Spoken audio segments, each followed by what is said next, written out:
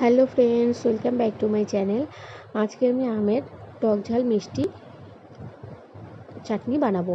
তো তার জন্য আমি দেখো এখানে আমগুলোকে প্রথমে খোসা ছাড়িয়ে লম্বা লম্বা করে কেটে নিয়েছি। তারপর আমি এখানে তেল দিয়ে শুকনো লঙ্কা এবং সরষা ফোড়ন দিয়ে কেটে রাখা আমগুলো দিয়ে দিলাম। তারপর আমগুলো নাড়াচাড়া করে আমি সামান্য একটু হলুদ এবং একটু লবণ দিয়ে দিলাম। লবণ দিয়ে আমগুলো বেশ ভালো মতো করে নাড়াচাড়া করে নিচ্ছি।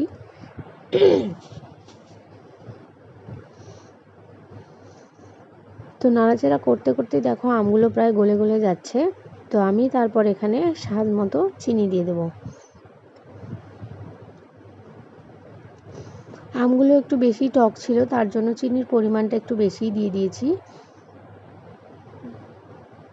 তো চিনি দিয়ে ভালো মতো বেশ কিছুক্ষণ ধরে নাড়াচাড়া করলাম। দেখো আমগুলোও প্রায় আমার গলে এসছে এবং চিনিটাও আমার গলে গিয়েছে।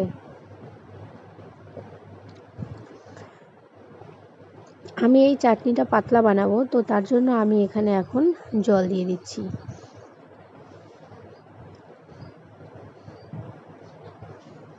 জল দিয়ে আমি চাটনিটাকে বেশ ভালো মতো করে নাড়াচাড়া করে নিলাম।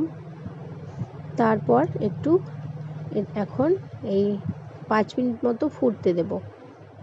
তো দেখো আমার ফুটানোও হয়ে গেছে। তারপর আমি একদম চাটনি আমার রেডি, আমি নামিয়েও নিয়েছি।